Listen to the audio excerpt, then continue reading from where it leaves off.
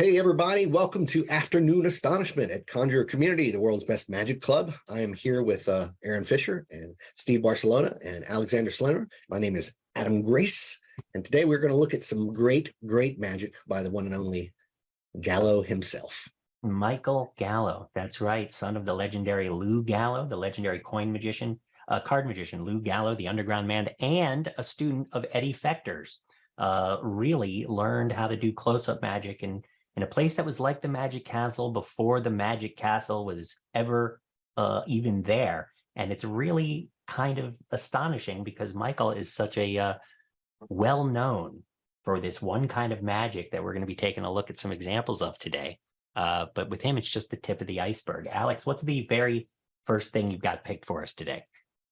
So the first thing I don't want to say what the effect is, because it's one of those things. It's like, do right. The trick with the salt shaker that disappears. I don't want to. That's the worst magic thing ever. It is. So we should just watch it, but you'll see that it is a great example of again, construction and the wonderful magical mind of Michael Gallo. So let's take a look. $4.50, and besides $4.50, we're gonna use a finger ring, okay? Okay. So I just watch. That's one. That's two. That's three. That's $4.50 and a finger ring. Watch. I guess the coins fell through the hole. Didn't see that one coming. Right. That's what it's like. That's what it's like. And the construction saves the day on this thing. Mike is a genius, because if you knew what's going on there, you would giggle at the simplicity of it. Like, this is a thing that all of us could do. We just saw this today. So it's a testament to the construction that Mike Gallo can create when he puts his mind to creating a magic routine. Really a beautiful thing. It's interesting, because it's not, to me, it's not really touches. There's plenty of these touches that he's got, but really it's structural. Like, the whole thing is built from the very beginning in the way that great magic is built. A lot of times we try and learn magic and we try and make the sleights look good enough that we can make a miracle, but there's no way to make anything on that level is not big enough. It's not foundational enough to make beautiful magic. So one of the beautiful things about learning routines like this is that you really get to see exactly what sleight of hand can accomplish in terms of amazing people, and what has to be really on the trick level, on the routine level, how you build a piece of magic so that if you do the sleight of hand just okay, which is all you can ever really rely upon in front of an audience. If you can do the sleight of hand just okay, you can create this astonishing miracle. I don't know, Alex, but I have this belief that what fools regular people really fools them and amazes magicians too.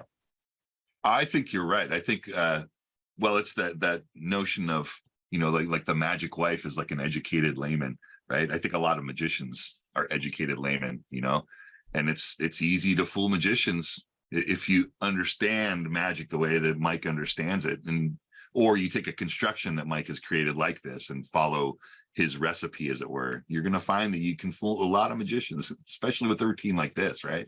Really good. If I could just say the one thing I was going to throw in there about all of the things we've seen from Mike Gallo, it seems like with his magic, the sleight isn't the centerpiece of what's going on, right?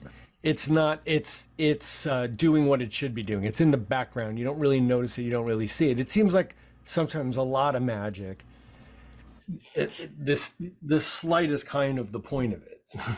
I don't, the handling becomes what's in the spotlight. A lot of people are doing like a dance with coin magic.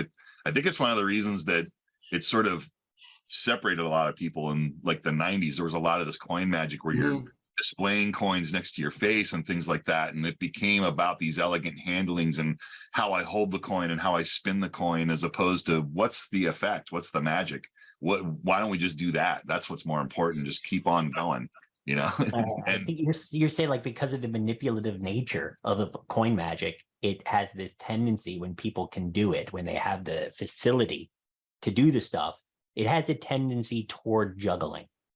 And or dancing with the fingers, right? It's like jazz hands, but with coins. And Mike's dad, Lou, was a famous card guy. And really, a lot of, card guys can do that too, but it's not quite so prevalent. There was more of a tradition in card magic of people using structure and subtlety and elegant handling, right, to really fool people. And everything Mike's doing has that same sort of DNA. Yeah. The idea is to do as little sleights as possible, Right. to achieve the effect and to put them there in places where no one suspects that they're ever there, and the magical quality is as strong as possible. So the idea being is the more we can smell something that's other than that, the worse it really achieves its overall purpose. And so Really this true. is Really a true. great example, because this is Mike doing an effect that is pretty well known to be from that other school, right? The fingertip coins across. Let's see this It's one. true. It's true. Here's what's going to happen. I'm going to tap my fingers like this 3 times. And the third time, I'm going to produce a coin at the very tips of the fingers. Watch. That's 1. That's 2. That's 3. I never said it'd be these fingers. Oh. No, it could be anywhere. For example, it could be right over here, hanging around at the joints. Now that's 3 coins. Besides the 3 coins, let's use a glass. Now, a strange thing happens. Whenever I cross my hands, one of the coins leaves the right and goes to the left. That's 1 down. That's 2 to go. And as often as I do, people say, Mike, do you have to cross your hands to make the coins go from here to here? No, you don't. That's 2 down. That's 1 to go. At this point, it's best to have a spectator, but here's what's going to happen. You have them hold out your hand, and you tell them, I'm going to just have you hold on to these 2 coins, okay? You have a spectator hold on to the 2 coins. Now watch, instead of making the coin go from my one hand to my other, what if I just toss like this and make it go from my hand to yours? I hear At that myself point, you tell them, cackling.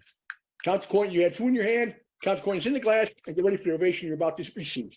That's 1, that's 2, and that's 3 coins. It's really good. And he eliminated all those moments that he doesn't like, which is this, right? Where the coins are up like this. Everything's down here and it's all very casual.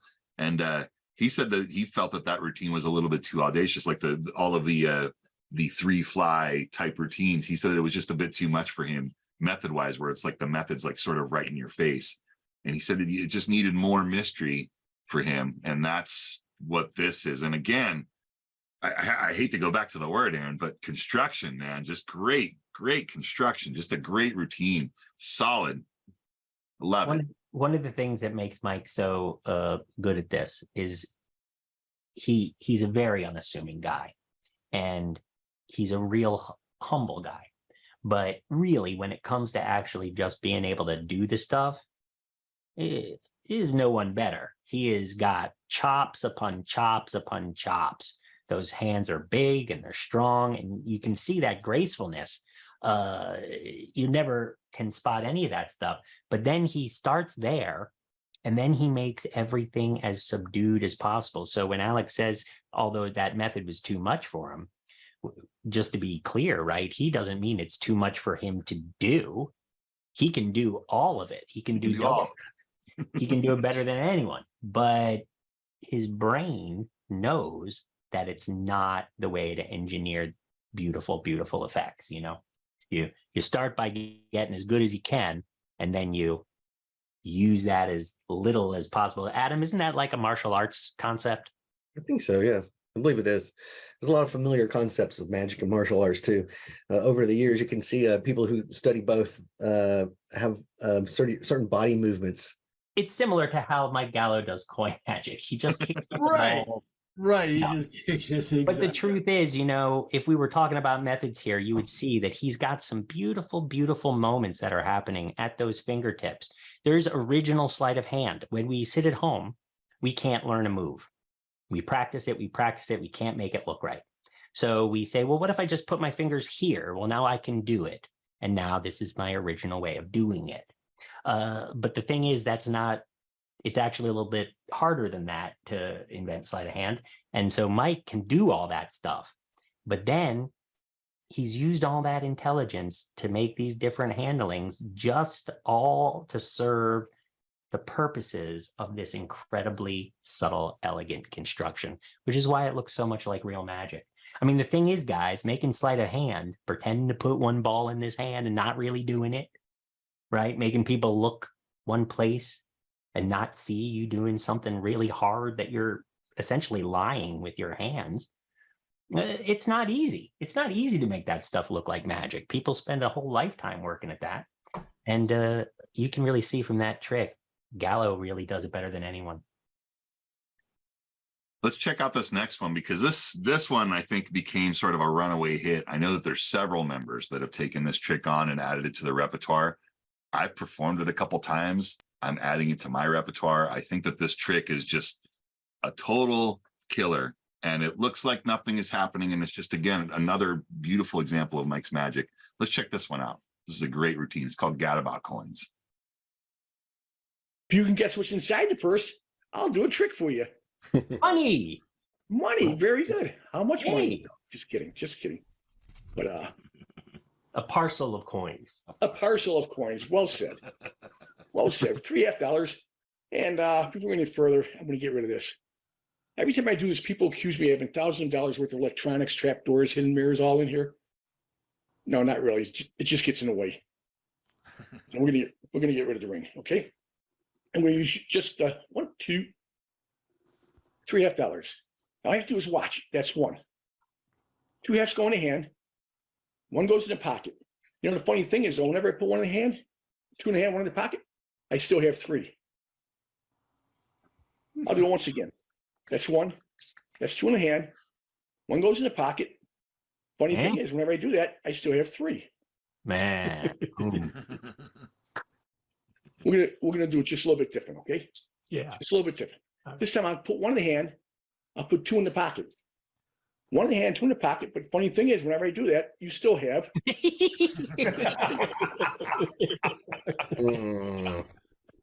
Okay, I know I might be going a little too fast. How about we slow it down, okay? Yeah. Yes, please. As a matter of fact, I'll start over.